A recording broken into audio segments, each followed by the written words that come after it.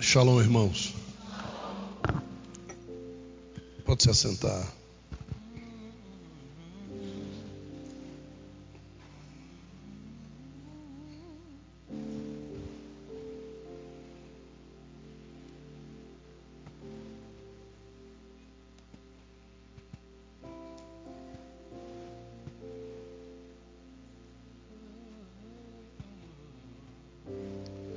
Nós vamos para a segunda mensagem da série de 4, falando sobre tempos e estações.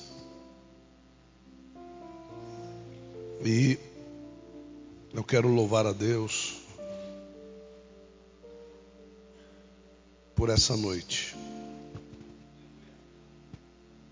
que eu tenho certeza que Deus fará coisas tremendas aqui hoje. Pedir para você gentilmente abrir a sua Bíblia no livro de Gênesis. O capítulo é o de número 8. Livro de Gênesis, capítulo de número 8.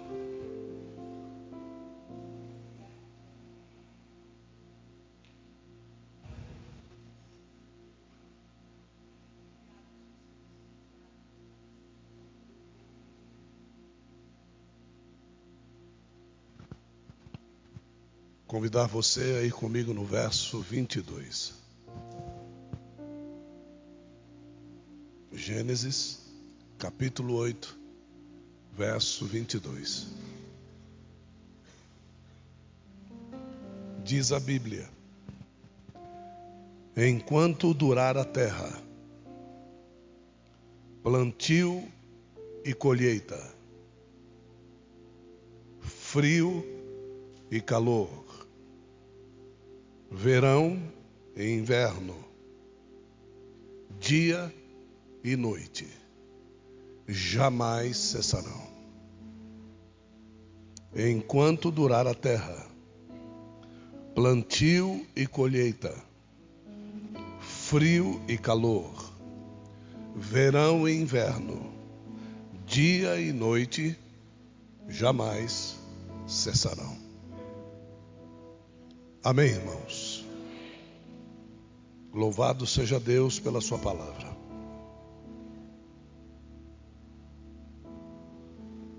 Hoje de manhã, eu trouxe uma palavra revelada da parte de Deus no livro do profeta Daniel. E essa palavra, Daniel bendizia a Deus pelo tempo e pela estação. Depois de Nabucodonosor ser atribulado por um sonho que não teve interpretação, ele chamou todos os sábios, feiticeiros, ele chamou todos os magos, e ele também chamou todos os astrólogos para interpretarem o sonho. Mas Nabucodonosor agiu de uma forma diferente. Quando nós vamos pedir a interpretação de um sonho, nós contamos o sonho para que a pessoa nos interprete. E de uma forma diferente, Nabucodonosor chama todos eles, mas ele não chama nem a Daniel e nem a seus amigos. Ele não chama ninguém externo ao reino de Babilônia. E nesse momento ele, diante de todos estes, diz assim para eles: eu quero que vocês interpretem o sonho que me atribulou a noite de ontem.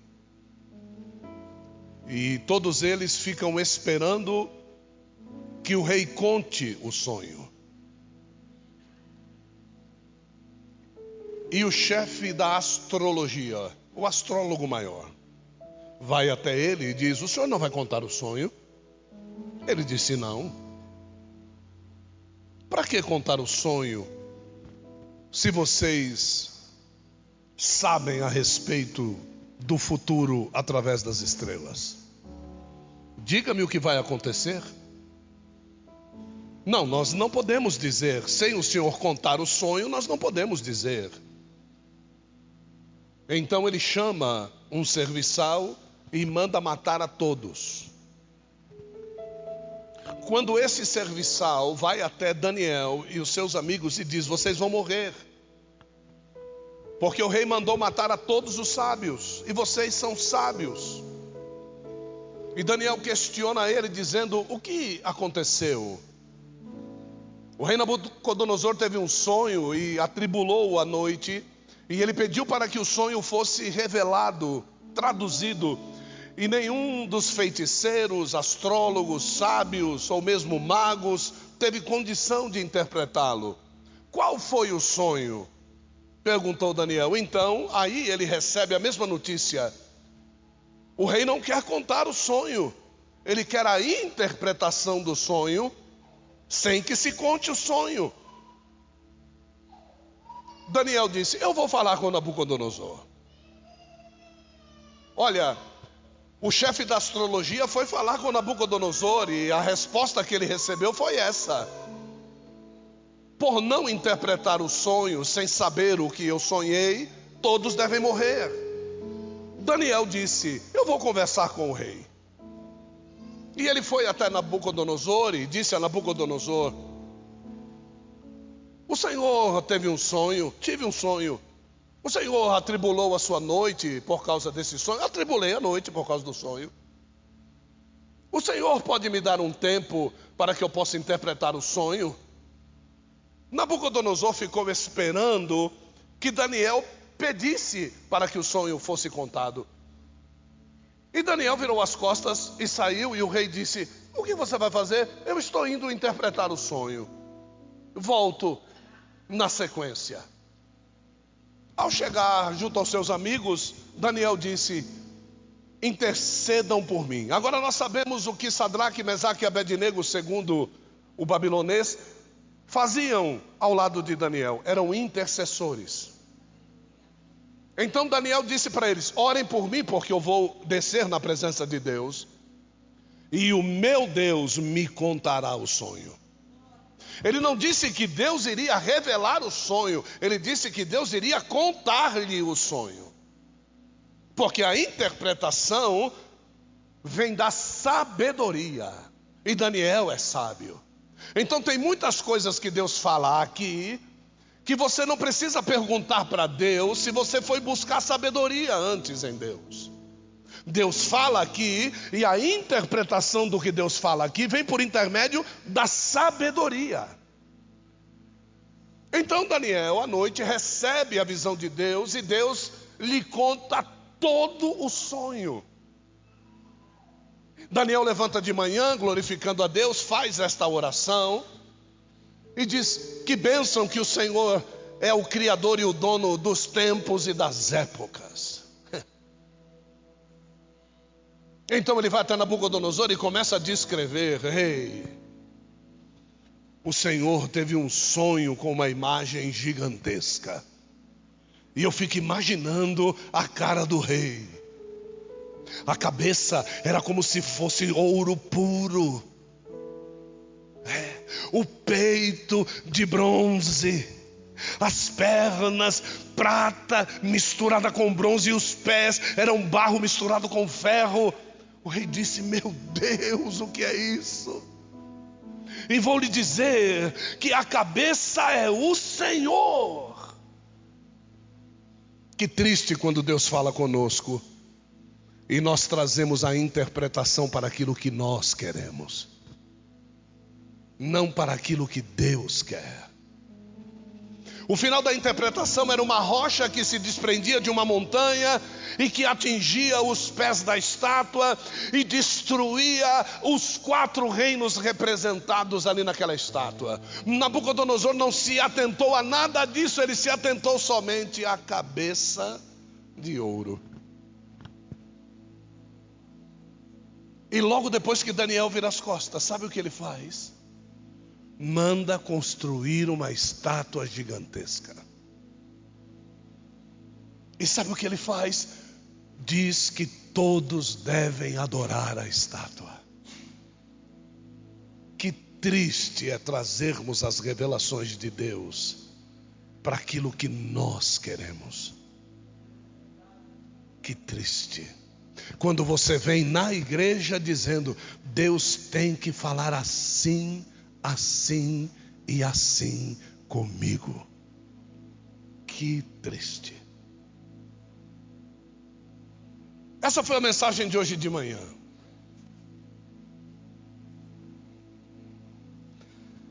E nessa mensagem eu falei sobre 2 fenômenos. Repete comigo e diga: fenômenos. Que ao criar os céus, Deus os colocou para simbolizar o meu relacionamento com Ele. E Ele disse logo no começo: olha, esses astros, as estrelas, a lua e o sol serão como um sinal diante de vocês. E nós não atentamos muito para isso, para esse negócio de sinal. Nós não atentamos muito para esse negócio do que Deus está dizendo que vai acontecer amanhã. O sinal não é mentiroso. Dobra à direita. Se você dobrar à esquerda, pode não ter rua. O sinal não é mentiroso. Pare, vermelho. Você pode encontrar um outro veículo passando o sinal vermelho. O sinal é verdadeiro. E Ele está dizendo: olhe para o céu e eu vou dar sinais para vocês. Eu vou regulamentar a vida de vocês através de sinais. Olha, um sinal poderoso e que nós não atentamos. O salário do pecado é a ponto, é um sinal. Pecou, vai morrer. Passou a mão na cabeça de quem peca, morre também. Elogiou quem peca, morre também. É um sinal que Ele está dando. Mas a gente não entende os sinais. Deus deu um sinal a Nabucodonosor. E ele não entendeu o sinal, porque ele queria ser adorado. Repete comigo e diga: ser adorado. Tem pessoas que não conseguem parar nas igrejas porque querem ser adorados. E quando ele chega na igreja e ele não é adorado, ele muda de igreja dizendo que o Espírito de Deus não está lá. O único que merece ser adorado é o Senhor. E se o Espírito de Deus te levar a adorar alguém, não vai te levar a adorar nem pastor, nem a pregador, nem a cantor, nem a tocador. Ele vai te levar a adorar a Deus e a ninguém mais. Esse é o verdadeiro evangelho. Não existe outro que deva ser adorado que não seja o Filho. E se você adorar o Filho, Ele vai te remeter a adorar ao Pai. Sinal. Sinal. E vou dizer de novo para você: Deus está te dando um sinal nessa noite. Você precisa talvez diminuir a velocidade, mudar a tua trajetória de vida, repensar as decisões. Você precisa criar raízes, você precisa dar fruto, você precisa abrir o teu coração para Deus, você precisa ser verdadeiro, você precisa se arrepender. O que é isso, pastor? Deus está te dando um sinal nessa noite. E Ele colocou 2 fenômenos. Nome meio difícil, Priscila, mas é isso aí. Ele colocou o solstício. Solstício é um negócio meio difícil, mas ele existe. Repete comigo e diga: solstício. E ele colocou também o equinócio. Repete comigo e diga: equinócio. Solstício e equinócio. Ele colocou um astro-rei para poder governar o dia. E ele não colocou a lua sozinha para governar a noite. Hoje de manhã eu li no Salmo 136 que Deus colocou as estrelas e a lua para presidirem a noite. A lua sozinha ela não poderia fazer nada, ela precisa das estrelas. Mas o sol é diferente, o sol está só. E eu fiquei pensando sobre isso. Meu Deus, por que o sol não tem estrelas ao lado dele? Mas porque a lua tem que ter as estrelas do seu lado. Então foi quando Deus falou comigo a respeito do solstício e do equinócio. Eu quero que vocês olhem para a figura da coroa de espinhos. Todos olhem para lá.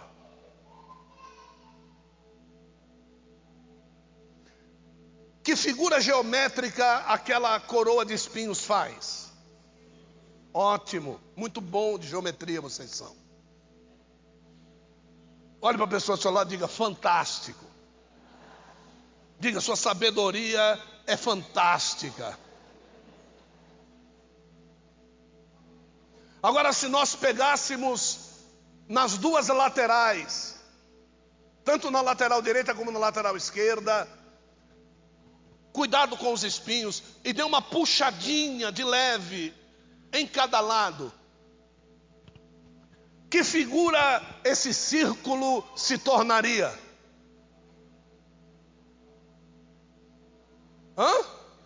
Meu Deus, um triângulo. Eu falei, meu Deus, já ouvi ali de trás um quadrado. Vamos melhorar. Deixa eu ver aqui, vem cá, Jesus. Vem cá, Ias. Vem cá. Vamos. Os três dê a mão e formem um círculo. Abra as mãos. Isso. Aqui vai ficar difícil de pegar de um lado e de outro. Você entende assim? Diga amém. Vamos melhorar. Sirlei, vem cá.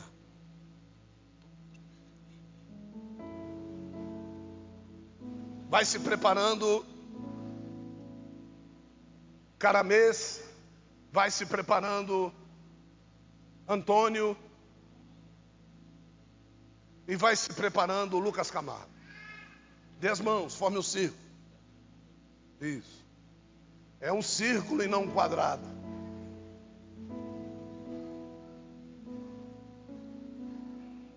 É um círculo e não um quadrado. Vocês estão imaginando o círculo pelos pontos que vocês estão, mas os braços de vocês não estão formando o círculo. Isso, porque para eles formarem o círculo, eles vão ter que tomar uma posição. E a posição que eles vão ter que tomar é essa aqui, ó. Senão eles não vão formar um círculo. Se eles se enrijecerem, eles vão continuar formando um quadrado. E às vezes nós temos esta dificuldade de se dobrar. E eu vou dizer algo a vocês. Agora venham os outros três.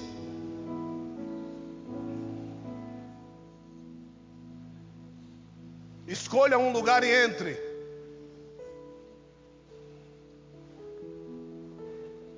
Vamos. Rápido.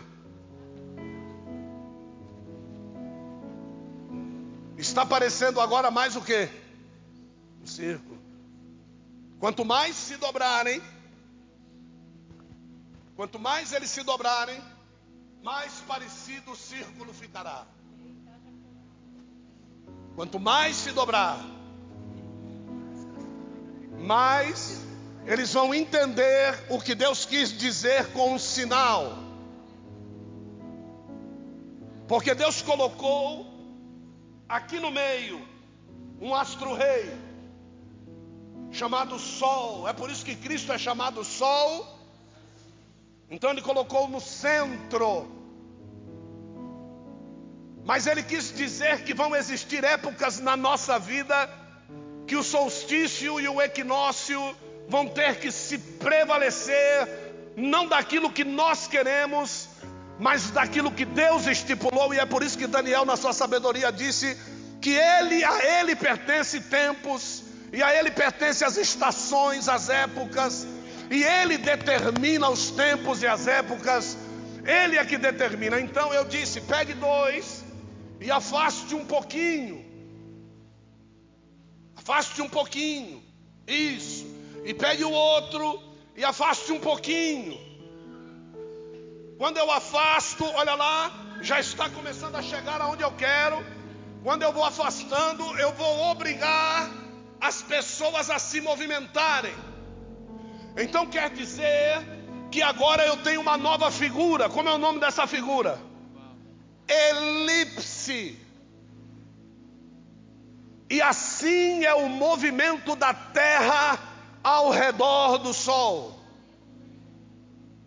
Tem horas que a Terra sente um calor muito grande com relação ao seu relacionamento com o astro-rei.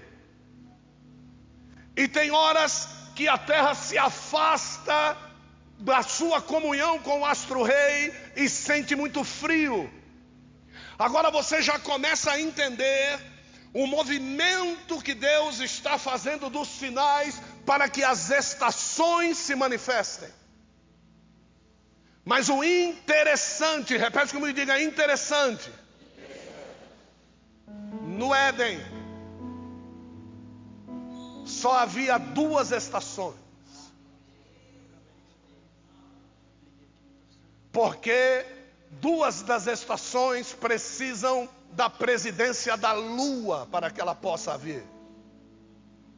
E no Éden não havia noite. Então é justamente por isso que Deus em Gênesis diz que só vai haver verão e inverno. Ou você está próximo, ou você está distante quando tudo terminar. Pode voltar para o seu lugar, aplauda Jesus por esses irmãos. Vou repetir.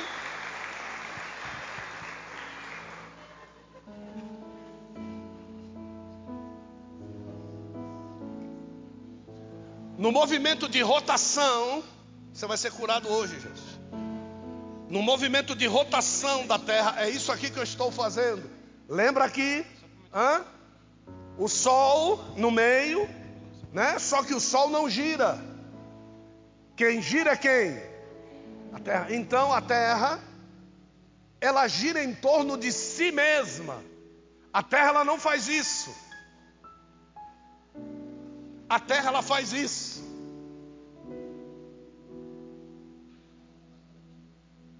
Uma volta completa aqui, 365 dias. Uma volta completa aqui, 24 horas. Tá dando para entender, sim ou não? Ótimo. Estão ficando muito bom em astrologia. Só que a Terra não tem só esse movimento. Não. A Terra também tem esse movimento. Inclinação. A Terra se inclina para o Sol. Quando a Terra se inclina para o Sol, primavera, verão, outono e inverno.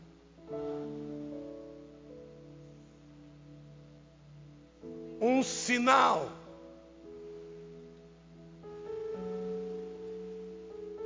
Todas as vezes que eu me inclinar para Deus, o tempo ao redor vai mudar. Você quer mudar situações ao seu redor? Incline-se diante de Deus. Deus está nos dando sinais, só que a gente não entende o sinal. O caminho a ser perseguido às vezes vai nos levar ao frio, ao inverno, mas o que interessa é a obediência. Então esse caminho de obediência é que vai gerar a passagem dos dias, a passagem dos anos. Quer viver dias prolongados e anos prolongados? Obedeça. aquilo que você tem que fazer. Quer que Deus trabalhe ao teu redor? Incline-se obedecendo aquilo que Deus está ordenando você a fazer. São sinais que Deus está te dando. Não adianta você vir com os seus planos. Os seus planos não vão mudar em inverno e verão.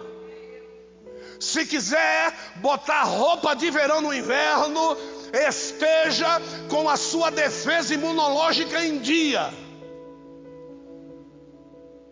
Porque senão você vai gripar. Você vai espirrar, você vai tossir. Você vai deixar de produzir. Você vai contaminar outras pessoas. Cada estação tem a sua forma de viver. As épocas da nossa vida ninguém pode mudar. Não adianta no tempo do frio sair com roupa de calor. Assim como ele disse no livro de Gênesis, ponha lá por favor de novo Gênesis 8, 22, porque isso vai nortear a tua vida. Ele disse assim: enquanto durar a terra não será destruída. Então isso daqui é para sempre. Duas coisas Deus instituiu. Se você quiser viver outras estações, problema seu. Se você quiser viver em outras temperaturas, problema seu. Se você quiser viver em outras horas do dia, problema seu. Para Deus é plantio e colheita. Para Deus é frio e calor.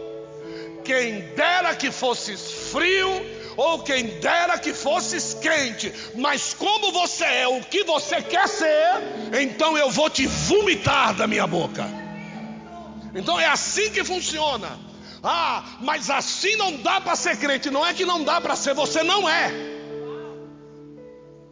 Aqui está dizendo, ou é verão ou é inverno. Para Deus não tem primavera e outono.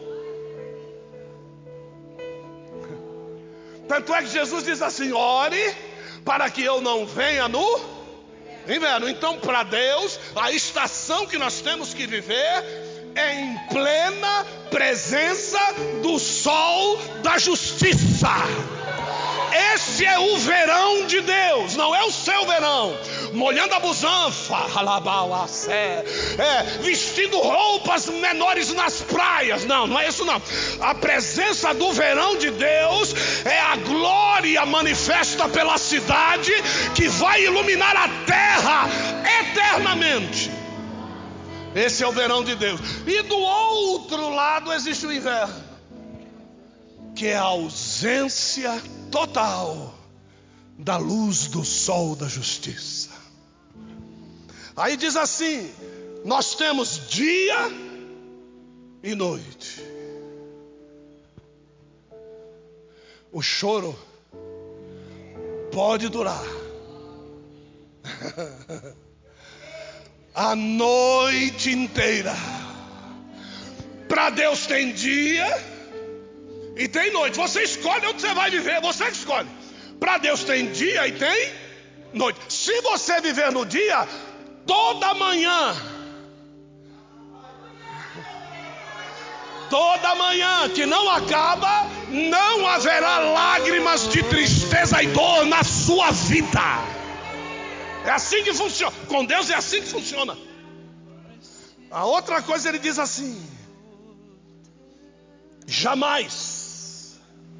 Essa palavra é forte demais. Essa palavra não tem controvérsia dela. É jamais e acabou, é jamais. Então, querido, se você quiser inventar outra coisa, a Bíblia chama isso de outro evangelho. Se você quiser viver de outra forma, nós ouvimos isso hoje lá no teatro. Faz 20 anos que eu ouço isso do Kaique. E faz 20 anos que ele pega os crentes na mesma pegadinha. E muitos deles não entenderam a pegadinha e morreram batendo palma para Satanás. Morreram obedecendo o que o diabo manda. Essa é a peça, o jardim do inimigo. Que legal a hora que ele diz: e eu te darei. Aí, obedecendo a voz do Satanás. Até você está obedecendo a voz do cão. Entende? Que legal que foi hoje na plateia uma senhora que estava lá. E a hora que Jesus entrou para repreender as obras do diabo, o diabo não sabia como falar com Jesus. E chegou uma hora que o diabo foi lá na saia de uma menina que estava com a saia toda cheia de véus, né? Uma saia toda estabanada. E essa saia, ela estava com as pernas cruzadas, mas ela estava compostada por baixo. Mas a saia tinha uma abertura no meio, ela estava... Então o diabo passou pela moça e disse: você não está vendo que Jesus está aqui? Cobre essas pernas, cobre essas pernas. Aí o que aconteceu? Ele tirou a saia de um lado e botou do outro. Aí depois ele foi lá conversar com o passarinho dele que estava na gaiola. E ele voltou: irmão, esse Kaique tomou um tombo, irmão, porque ele tropeçou na saia que ele estava julgando. Então foi algo que silenciou o teatro, porque não se sabia se era verdade ou se era mentira. E depois ele não sabia como se manifestar diante de Cristo. Aí ele começou a falar alguns versículos da Bíblia, Satanás.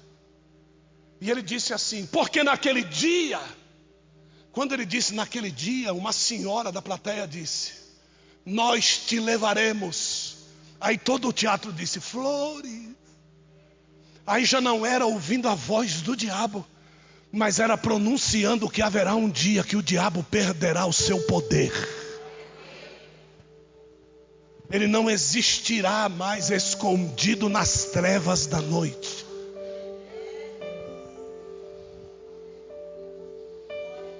E tem muita gente que se esconde atrás de desculpas. Irmão, por que é que você não fez isso? Não, eu não fiz isso por causa disso. Mas o que é certo? Não, certo é eu fazer. Por que você não fez? Não, porque se eu fizer, fulano, beltrano... Não. Não há nada contra a verdade, senão pela verdade. A Bíblia diz que a verdade dele para nós será escudo e broquel. Como é que você esconde-se atrás de uma mentira, achando que Deus vai trabalhar ao teu favor nesse processo? O processo da tua vida só tem um juiz, e ele se chama Jeová. Só ele pode te julgar, ninguém mais. Os juízes podem dar perda da sua causa aqui, mas o que importa é que você receba a tua vitória lá.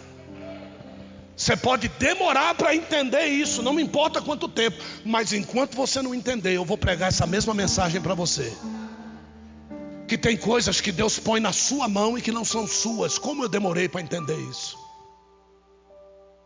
Deus simplesmente está esperando o dono verdadeiro chegar. Ele precisa de postos de espera, chamado igreja. A igreja recebe o poder, o Espírito Santo e a palavra, mas não lhe pertence. A igreja só está esperando o sedento, o faminto, o doente, o endemoniado, a prostituta entrar. Porque tudo aquilo que a igreja antes recebeu não lhe pertence. Pertence àqueles que ainda vão chegar. Mas quando nós tomamos posse disso e achamos que somos dono, então nós começamos a ter primavera, verão, outono, inverno, dia, tarde e noite. Outra coisa que a gente tem, que a gente aprendeu com o diabo: nós temos bebê, criança, adolescente, jovem e adulto. Ai, onde foi que você viu isso aí na Bíblia? Na Bíblia tem criança e adulto. Você sabe o que nós inventamos para os jovens? Uma possibilidade deles viverem uma vida que a Bíblia não autoriza eles de viverem. O diabo oferece e a gente abraça. Seu filho com 12 anos, ele já tem que saber a Bíblia. Ele já tem que pregar para sacerdote.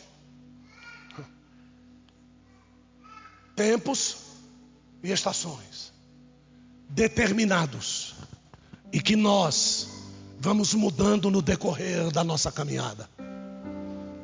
A rotação da Terra representa o tempo da proximidade, quando a elipse diminui, ou representa a distância do Sol, quando nós precisamos nos inclinar. Estar próximo e receber a radiação é estar na presença. Quando você está na presença, a única coisa que você sabe fazer é se jogar no chão. Você nem se inclina, você joga no chão.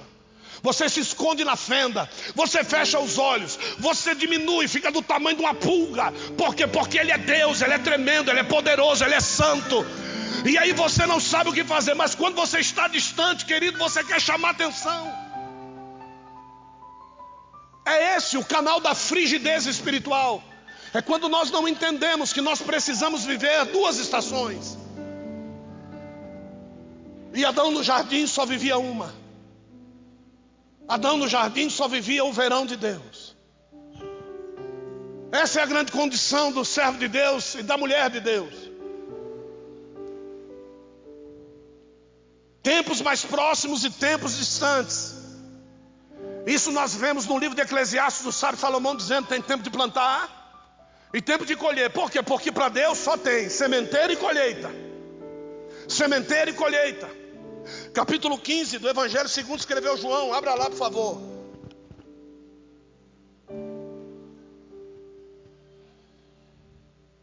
Veja para Deus quantos tempos tem.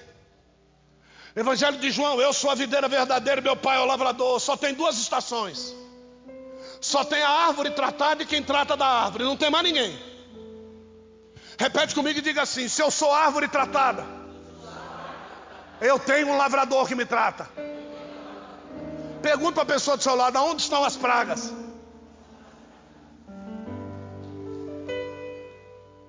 Então não tem outra estação. Tem a árvore e o lavrador. Não tem mais nada. Tem o joio e tem o trigo. Está dando para entender, sim ou não? Agora veja só, próximo verso. Toda vara é em mim que não dá fruto. Mais duas estações. Tem a vara que está nele e a que não está nele. Tem a vara que dá fruto e a vara que não dá fruto. É duas estações. Você precisa decidir aonde você quer estar. Se eu pergunto para você: você está dando fruto? E você responde: não. Você já sabe que estação você está. Não dou fruto porque não estou nele. Porque se eu estiver nele, eu dou fruto. Se eu não dou fruto, eu não estou nele. É isso. Duas estações, presta atenção. E diz assim: ele a limpa. Você sabe o que quer dizer isso? Duas estações. O lavrador não perde tempo com vara sem fruto. A vara com fruto merece tratamento, carinho, porque ele sabe, vai dar mais fruto ainda. A vara que não tem fruto, ele já sabe, preciso cortar e jogar fora. Duas estações: ou eu estou nele, ou eu estou no fogo. Olha para a pessoa do seu lado e diga assim: onde você está? Diga assim: pelo amor de Deus, olha para mim. Não, eu estou vendo gente fazer assim, ó. Não, querido. Diga para a pessoa do seu lado: pelo amor de Deus, olha para mim. Isso. Agora me diga, olhando para mim. Diga aí, me diga olhando para mim. Que estação você está? Pergunte: tem fruto ou não tem fruto?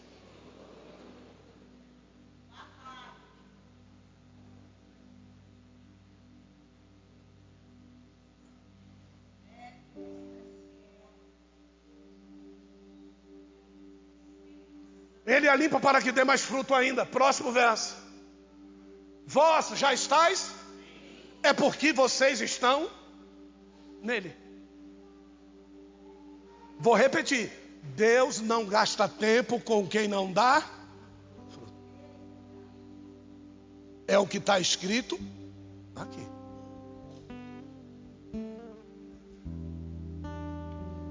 E vós estáis limpos é pela? Então, só tem uma estação para poder dar fruto. É ouvindo e obedecendo a. Aí tem fruto. Próximo verso. Estai em mim, e eu em duas estações. Eu preciso saber se a minha estada nele é recíproca, dele confirmando em mim frutos do Espírito. Porque a única confirmação dele estar em mim é a geração do fruto do Espírito. Porque aí é sinal de que eu fui gerado pela seiva da videira verdadeira.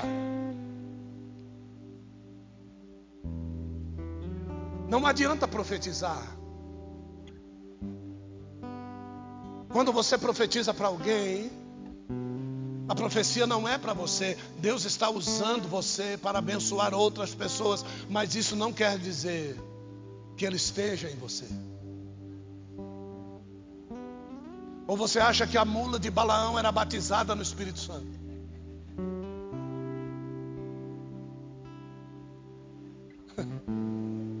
Entenda, por favor.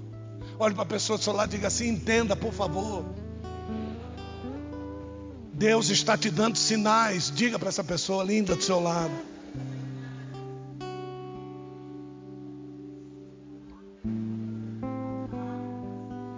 Olha só, diz assim: como a vara de si mesma não pode dar. Você não entendeu? Como a vara de si mesma não pode dar fruto. Se não estiver na videira, assim também vós não podem dar fruto se vocês não estiverem. Engraçado. A videira gera que fruto? Que fruto a videira gera? Uvas. E quando nós geramos fruto, que fruto nós geramos? Fruto do Espírito. Então o fruto do Espírito é comparado a que fruta? A uva. Deu para você entender, sim ou não? Para poder trazer a alegria, qual é o processo que a uva tem que passar?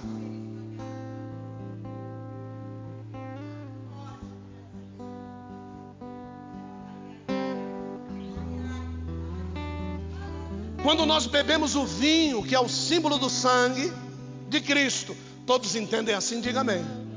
Se tiver uma outra teologia aí, por favor, me converta aqui. Quando nós bebemos o sangue de Jesus através da personificação tipológica do vinho, porque esse vinho aqui é uma pessoa. Me responde uma coisa: você já comprou uma garrafa de vinho? Que eu sei que você gosta da... Gosta? Não, gosta, mas você resiste hoje. Eu também. Eu gosto da coisa, mas eu resisto. Ué, quem já foi viciado na cocaína, no haxixe, quem já foi viciado na bagana, da maconha, sabe do que eu estou falando? Gosta da coisa, mas o nosso amor por Cristo não é gostar, é amar. É diferente. Deu para entender, Pri? Quando você bebia, você chegou a abrir alguma garrafa de vinho que tinha casca dentro? Alguém aqui chegou a beber vinho que tinha casca dentro? Não. Sabe por quê? Porque aquilo que Deus quer que você gere não é na casca. Deus não moe a casca, Deus moe o interior. A essência do bom vinho não está na casca, está no interior. Os médicos dizem que a maior parte da vitamina das frutas está onde? Aonde? Faça um suco de limão com a casca para tu ver se você bebe. Manda o médico que disse isso para você beber o suco. A gente manda tirar a casca porque a gente quer a essência. Tá dando para entender, sim ou não? Então, quando Deus está dizendo isso daqui, ó, se você não estiver nele, e você sabe o que é que você tem que fazer com uma planta, já preguei essa mensagem, o dia que você quiser ver, veja lá um enxerto. Sabe o que você tem que fazer? Você tem que cavar a casca. Você tem que limpar os arredores do lugar do enxerto, arrancar a casca.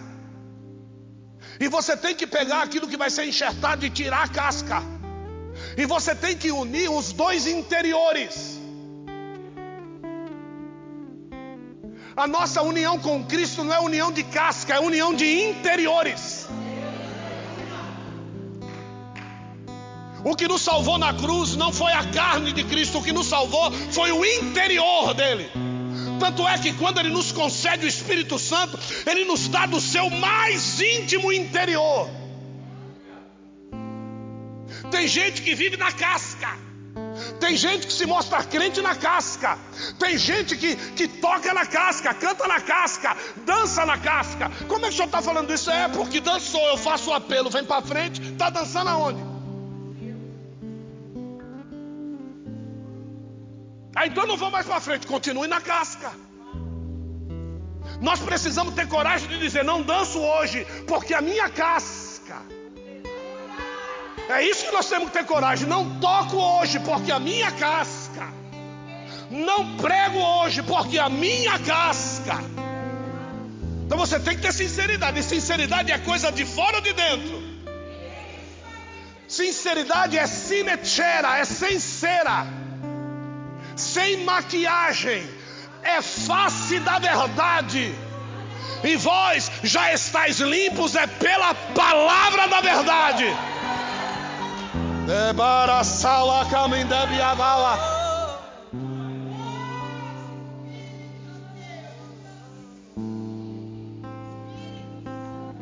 A vida queima no verão, irmão. Tem um texto em Cantares que eu amo muito pregar nesse texto. Amo demais. Eu acho que nos meus quase 35 anos de crente eu preguei 3 vezes. Porque se tem uma coisa que eu agradeço a Deus, irmão, é a renovação da fonte. Como eu agradeço a Deus renovando a fonte. Quem ouviu a mensagem de manhã já sabe que está totalmente diferente daquilo que eu estou pregando agora. E é o mesmo texto, é a mesma coisa. Estou usando a mesma esboço, mas não sai nada igual. Porque a renovação da fonte. Deus vai te dando experiências durante o dia, como Deus usou o Kaique hoje lá no teatro para falar algumas coisas. E eu até já usei aqui algumas coisas que ele falou. Por quê? Porque Deus não me levou lá para ver o Samuel. Deus levou lá para me renovar a fonte. E o Samuel hoje fez parte da minha renovação. E você precisa ter uma família que não te seja, sabe, aquela família que te torna endemoniado. Não, você precisa ter uma família de Deus que te renove a fonte, que te dê condições, irmão, de você ser tão feliz que a tua fonte se renova a cada manhã. Você tem vontade, querido, de amar a tua família cada vez mais, de se entregar por ela cada vez mais. Sabe por quê? Porque a tua família é uma família de Deus, irmão. Deus nos plantou em meio a um jardim e nos fez gerar uma família chamada Éden de Deus. O Éden de Deus para cada homem é a sua família, irmão. Minha família é só endemoniado. Sai do meio da tua casa, do meio da tua parentela e vai viver o Éden de Deus. Deus tem uma família linda para te dar. Eu estou profetizando isso nessa noite. Deus tem uma família linda para te entregar.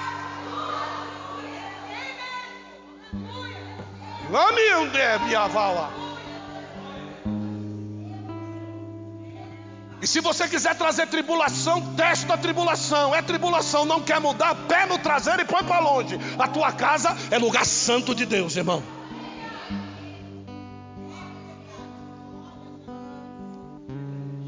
E esse texto que está lá no livro de Cantares, a Sunamita diz assim: não olhe para a minha pele, por eu estar morena queimada do sol. É porque eu acabei de vir do deserto. Meu Deus do céu. A sunamita é o tipo da igreja. A igreja não está queimada por causa do sol das praias. A igreja está queimada porque o lugar da igreja é no deserto. Olha que coisa linda. E eu amo esse texto. Eu amo esse texto, sabe por quê? Porque se tem lugar que a igreja não gosta, irmão, e é o lugar dela, é o lugar onde ela estará protegida de Satanás. Olha, é o lugar onde Deus marcou para dar início ao ministério de Cristo. Saiu do batismo, manifestação do céu, voz do céu de trovão, pomba manifestada sobre a vida dele. Oh glória, agora eu vou. Vai nada, agora você vai para o deserto. E no deserto ele foi conduzido por quem? Pelo Espírito Santo. E no deserto 40 dias, não teve manifestação nenhuma, não teve palavra nenhuma, não teve comida boa, não teve água, não teve nada. E no final do período ele estava com fome. E quem é que o foi receber? Satanás no final. Porque a única forma de nós resistirmos a este diabo pela palavra é no deserto. Não há outro lugar para você se esconder no deserto. Mas no deserto não tem lugar para se esconder. Se esconda nele.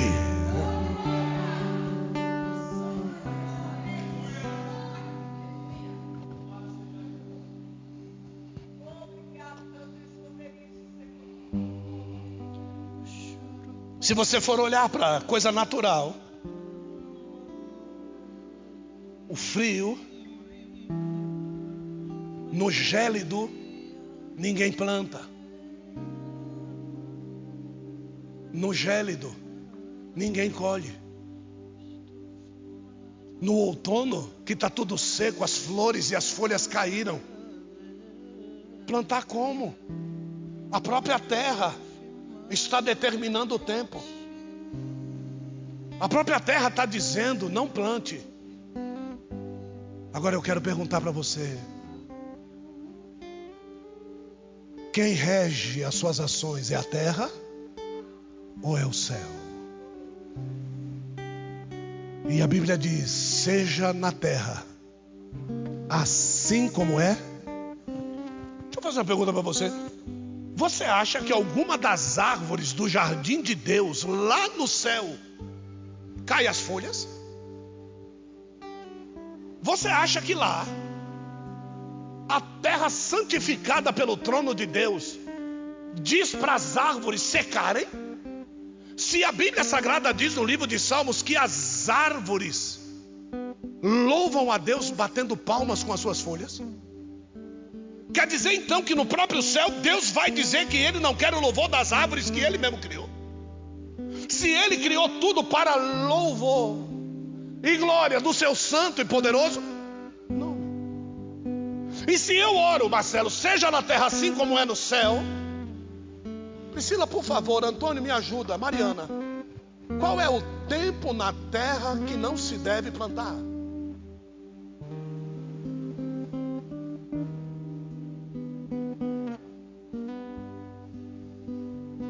No verão, eu planto beterraba, almeirão, rúcula, salsa, coentro, couve, feijão, vagem. E isso no sul. No sudeste eu planto cenoura, pimenta, pimentão, alface, rabanete. Debaixo daquele sol. Eu planto ainda no centro-oeste melancia. No nordeste, no calor, eu planto melão.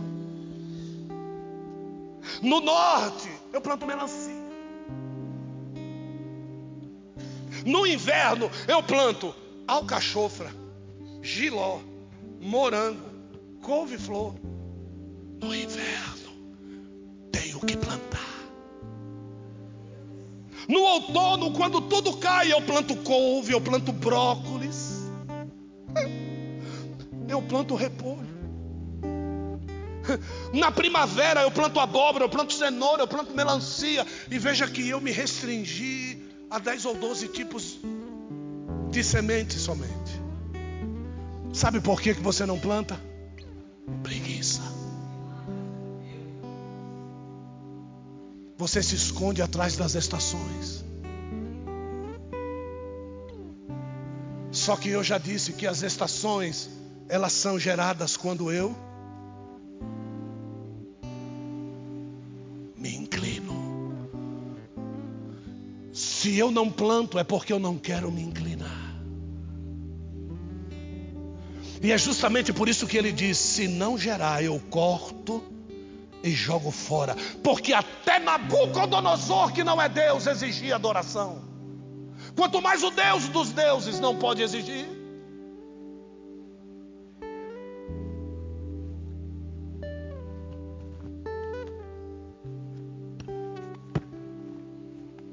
Ainda nesse texto,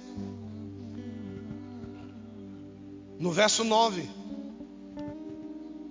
João 15:9 diz: como o Pai me amou, assim eu os amei.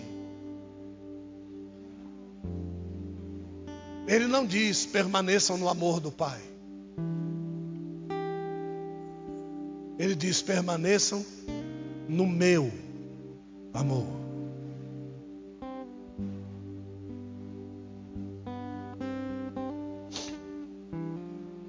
Isso tem uma revelação tão linda. Se vocês obedecerem aos meus mandamentos, permanecerão no meu amor.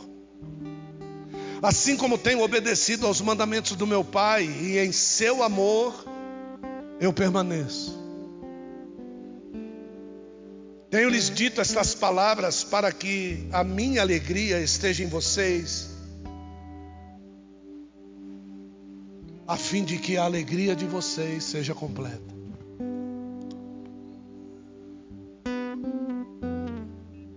Você sabe por que muitos de vocês precisam ir em show de stand-up comedy para dar risada? Porque a alegria de vocês não é completa. Eu não sou contra os stand-upianos, os contadores de piada. Eu não sou contra, eu gosto de ouvir piada. Mas eu estou dizendo que existem momentos na semana que você diz assim: preciso sair para poder espairecer a cabeça. Preciso beber alguma coisa. Na época do mundo, você fumava uma bagana, cheirava uma carreira, pagava uma prostituta bonita e dizia para ela dizer que amava você. E o pior de tudo é que você saía de lá acreditando que era verdade. E no próximo cliente, ela falava a mesma coisa. E no próximo, a mesma coisa. Quando nós não conhecíamos a Cristo, nós entramos no catolicismo e dizíamos que amávamos Deus lá. Alguns de nós entrou no Seixonoye, entrou no espiritismo, entrou na macumbaria, no candomblé, entrou na feitiçaria, alguns foram até maçons. E todos os lugares que você passou, você externou um amor. E você viu que nenhum desses amores completou você em nada. Hoje Deus está lhe dando um sinal aqui, dizendo para você: você quer ser feliz completamente? A minha esposa falou sobre isso aqui. Essa foi a deixa para que eu pudesse entrar nesse verso. Se ela não dá deixa, eu não ia entrar. A deixa é a seguinte: passeio, você vai, volta e acaba. Jantar, você entra no restaurante, come, se sente bem, acaba.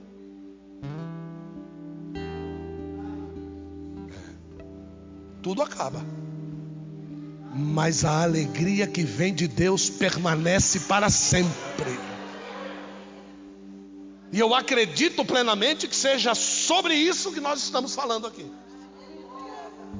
Porque Deus percebeu que a tristeza chegou na vida de Adão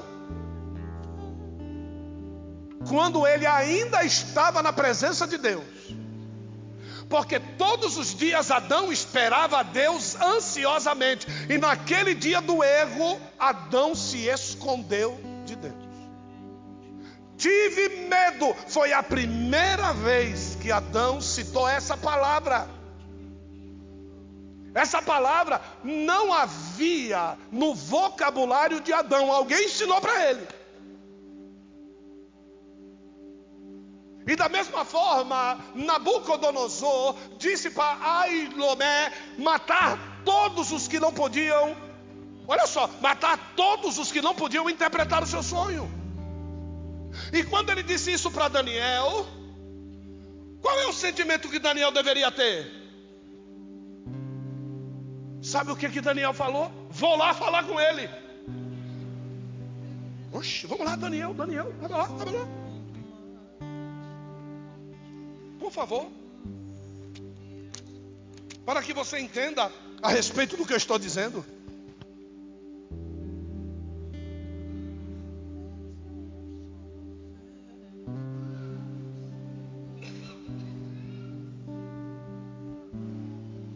Daniel 2, verso 14.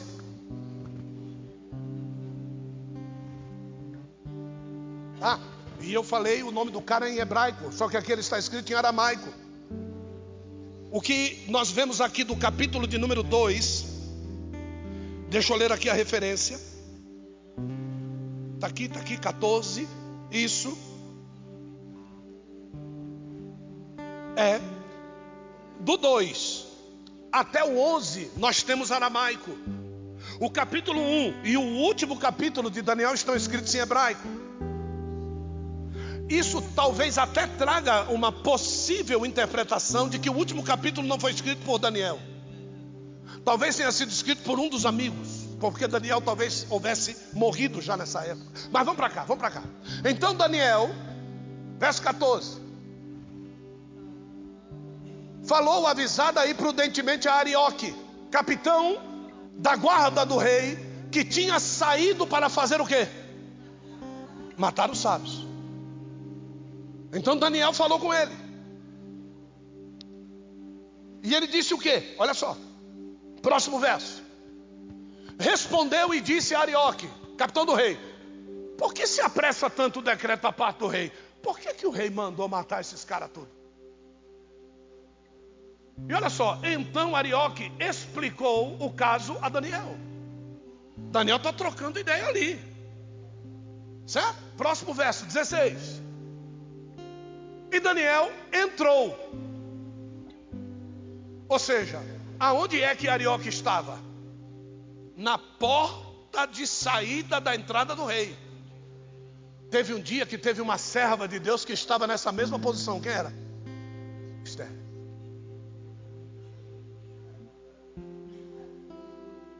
Só que Esther, pelo tipo de pensamento que ela tinha medo de entrar na presença de Assuero. Porque ela só podia entrar na presença de Assuero se ela fosse chamada. Mas existia alguém do lado de fora chamado Mardoqueu, que era o tipo do Espírito Santo, que mandou um recadinho para ela. Quem sabe não é esse o motivo e o tempo pelo qual Deus te colocou dentro do palácio de Suzã, para que tu entrasses e intercedesse pelo povo. Ela disse: então intercede por mim, porque se eu tiver que perecer, cadê o medo? Às vezes a gente tem medo de falar uma verdade para um pai, para uma mãe. E aí o teu pai e tua mãe vai para o inferno porque você teve medo. Mas hoje é noite do Espírito Santo nos conceder autoridade. Então, quando Daniel ficou sabendo da bagunça, Daniel já foi logo para a porta do rei. Quando ele está chegando na porta do rei, quem sai de lá? Arioque.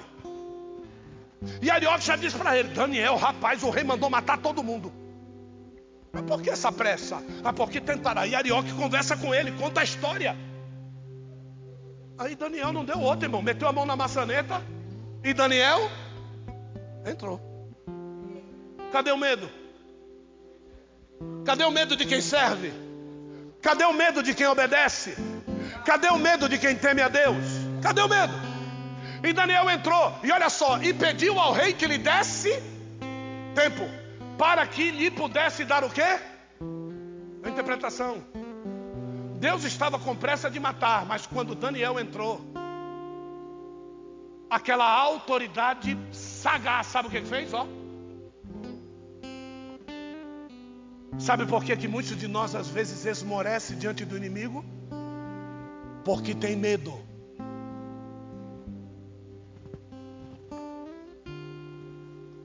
Só que Jesus disse: permaneça no meu amor.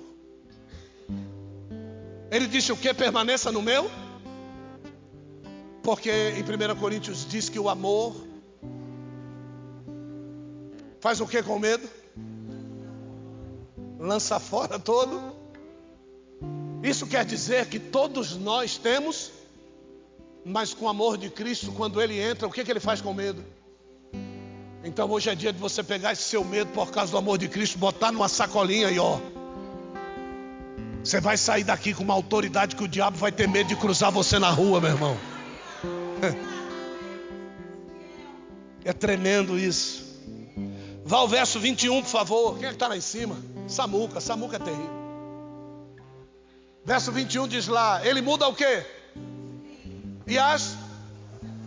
Qual era o tempo?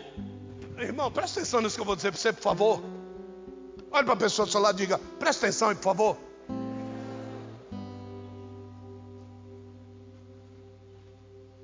Vou prestar. Antes da porta, qual era o tempo que Daniel estava vivendo?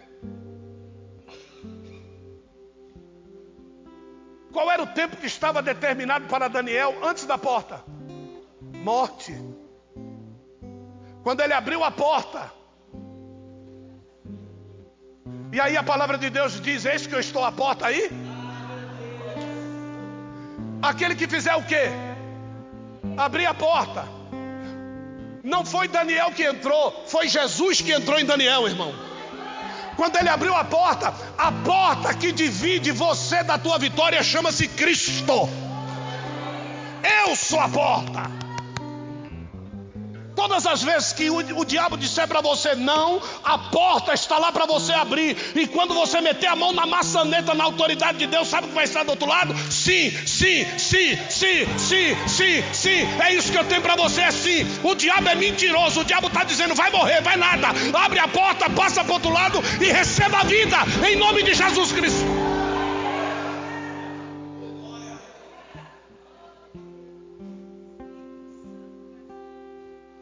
Ele muda.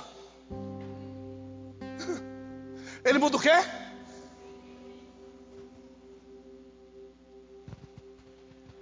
O que é que ele faz?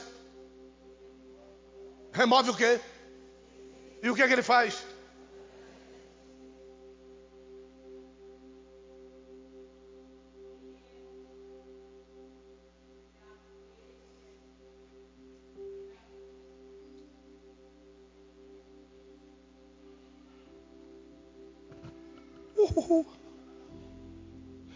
Meu nome é Acabe. Sou rei de Israel, casado com Jezabel. Sou rei de Israel. Esse é o tempo de Acabe. Porque lá do outro lado Deus está estipulando o tempo dele.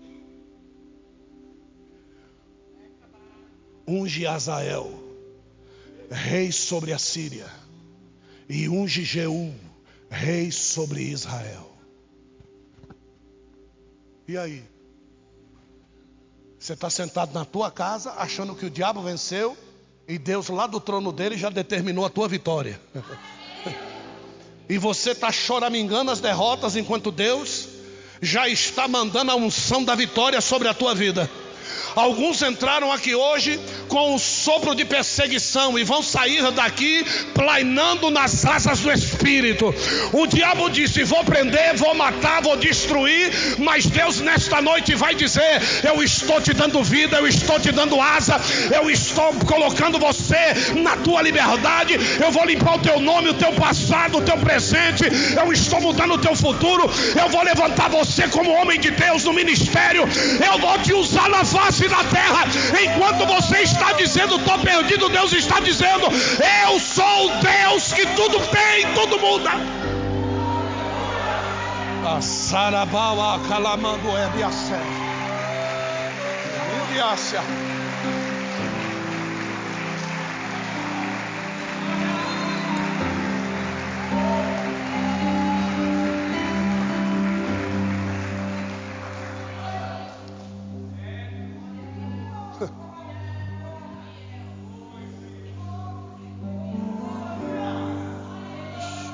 Estava lá Saul.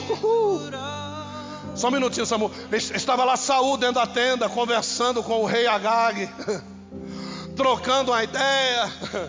Consegui algumas ovelhas com brado forte, algumas cabras montesas para o sacrifício do templo, tomando seu vinhozinho com Agabe. De repente entra o penhor da mudança do tempo. O que você está fazendo, rapaz? Eu estou aqui, mas Deus não mandou você matar esse infeliz. Pega a espada, mata o rei e diz assim: por causa da tua atitude, estou eu arrancando a coroa da tua cabeça, estou eu estabilizando Israel, já tenho eu levantado um novo rei sobre a casa de Jessé. Esse rei reinará para sempre. Nós vemos Cristo na descendência de Davi. É justamente isso que eu estou dizendo. O diabo faz planos, mas o cumprir dos planos depende da mão de Deus.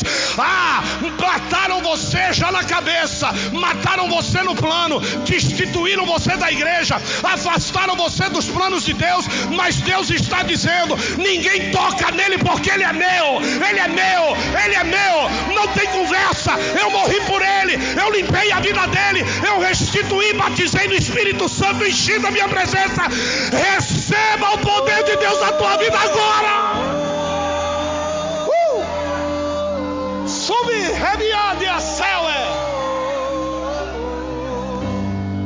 O choro pode durar uma noite. Você pode louvar, mas a alegria vem pela manhã. Estou firmado na rocha e na palavra. Eu estou firmado em ti.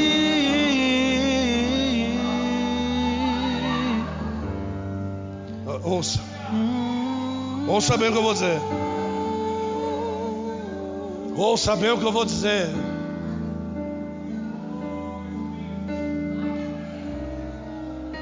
Tem coisas na sua vida que o diabo pode te enganar, você estando acorrentado a ele.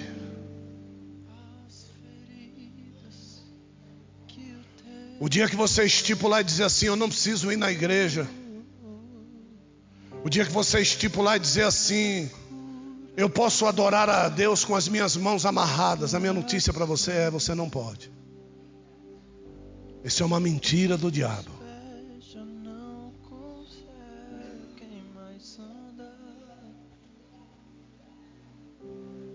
Todas as vezes que alguém ia se apresentar diante de um sacerdote,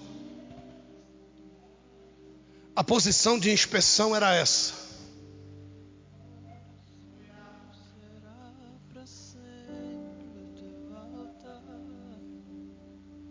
E o sacerdote, sem tocar, observava a frente, observava atrás. Esta pessoa nua abria para que o ânus fosse verificado. Com a mão pela frente, levantava o escroto para ver se não havia lepra ou doença contagiosa que pudesse promover corrimento. Chamamos vulgarmente de gonorreia. A mulher tinha que 3 dias antes de se apresentar colocar um pano, e não poderia ser tirado. E ela tirava os trapos do meio das pernas e apresentava para não ver se havia mancha. Levantava suas mãos para que pudesse inspecionar mamas, axilas, porque ela precisava ser inspecionada.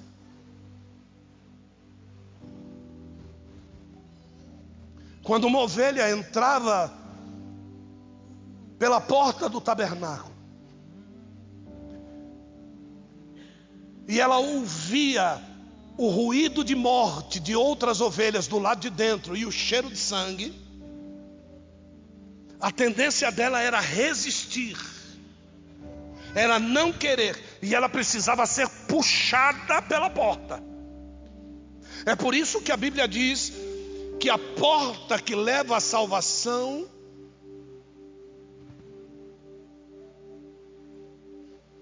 e o caminho,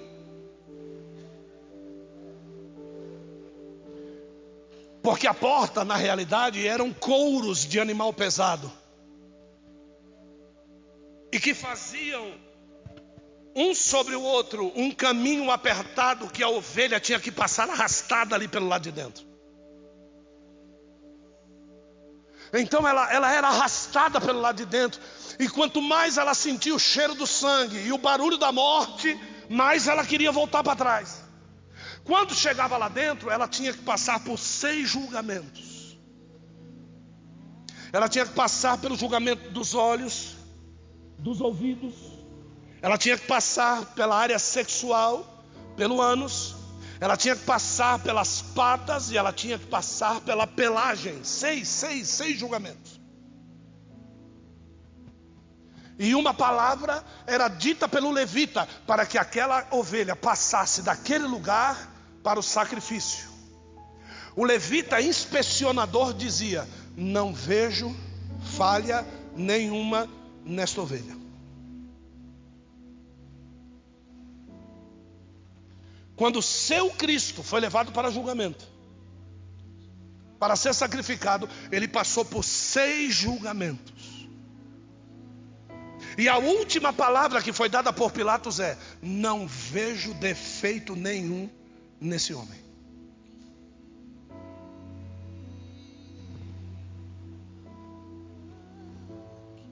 Você pode achar coincidência, mas não é.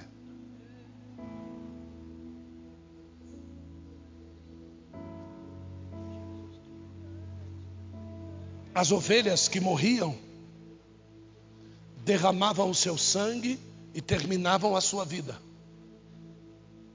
Mas o nosso Cristo ressuscitou ao 3º dia. Então, o sangue derramado é para sempre. É por isso que aquelas ovelhas, elas tinham que ser renovadas de tempo em tempo. Mas o de Cristo dura eternamente. E até hoje tem poder para perdoar pecados. O término dessa mensagem é o seguinte: se ele muda tempos e estações, e já vimos que tempo e estação tem a ver com produção e presença. Por quê? Por quê?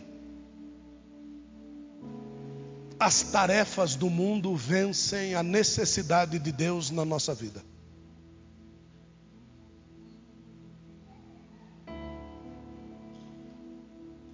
Existem pessoas aqui nesta noite que precisam vir ao altar.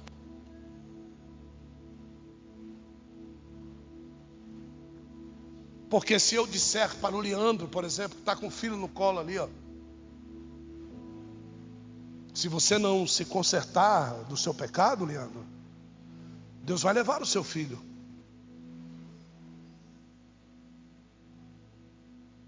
Se o Leandro vir,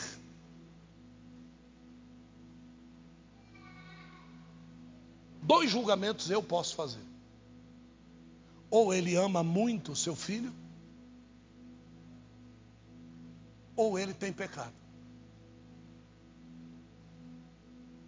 Porque ele não vai arriscar, dentro da sua sabedoria, ter esquecido de um pecado e não ter se arrependido por ele.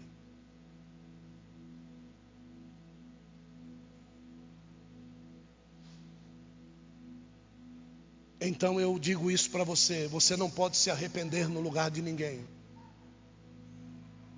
Por mais que Jó tenha gastado as suas melhores ovelhas em sacrifícios noturnos, Deus matou todos os filhos dele.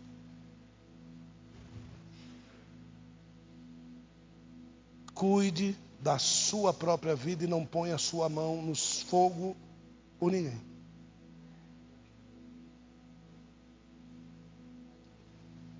Cuide da sua vida. Está entendendo? Errou? Julgue e assevere a vara. Por quê? Se eu não fizer isso, eu vou para o inferno? Não. O problema é que se um dia morrer, você vai ficar com a culpa de que não corrigiu quando deveria ter corrigido. E essa culpa, não existe sangue para perdoá-la.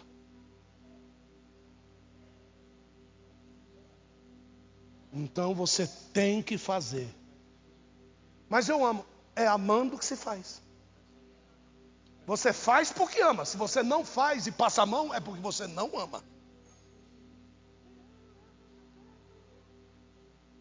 Corrija. Corrija. Assim como Deus está te corrigindo hoje. Porque Ele te ama. Sabe como é o choro da criança? Sentada na bunda chora. Mostra um doce. Você vai ver o que vai acontecer. Mas a marca da cinta fica. E mesmo com doce na boca, a lembrança também. Agora, se errou, pelo amor de Deus, não ofereça doce.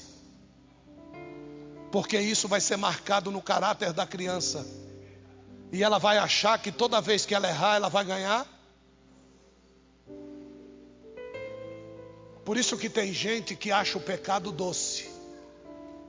Porque não teve pais para corrigirem e colocar a lágrima salgada nos lábios depois do erro. Então preste atenção.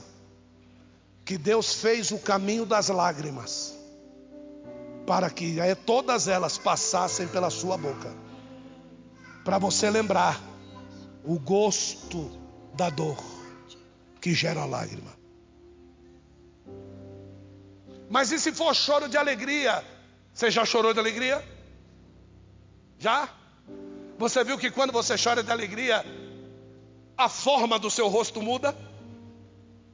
E quando a forma do seu rosto muda, a lágrima não cai para baixo, cai para o lado?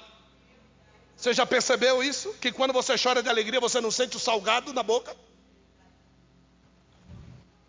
Triste a palavra, mas é verdade.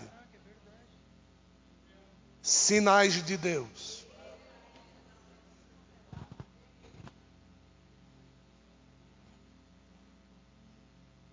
Quantos aqui precisam alinhar o seu tempo e a sua estação? Sai do teu lugar e vem para cá.